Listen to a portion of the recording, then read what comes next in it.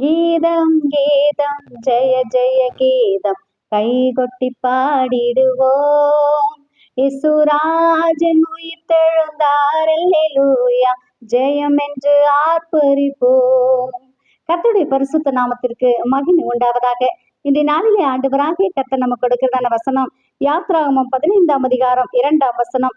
கர்த்தர் என் பெலனும் என் கீதமுமானவர். ஆமென். பிரியமானவர்களே, ஆண்டவராகிய இயேசு கிறிஸ்து நம்முடைய கீதமாய் இருக்கிறார்.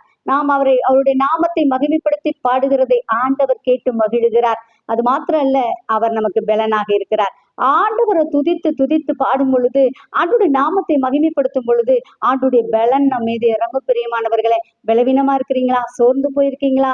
ஆண்டவரை துதித்து பாடுங்க. கர்த்தர் கொடுக்கிற பலத்தை பெற்றுக்கொள்ளுங்க. உங்க வாழ்க்கையில ஒரு பரிசுத்த மாற்றத்தை நிச்சயமாகவே கர்த்தர் தருவார். இன்னும் பரிசுத்தமாய் வாழ்வதற்கு உதவி செய்வார். ஆண்டவராகிய கர்த்தர் நம்மை ஆசீர்வதித்து வழி நடத்துவாராக. ஆமென்.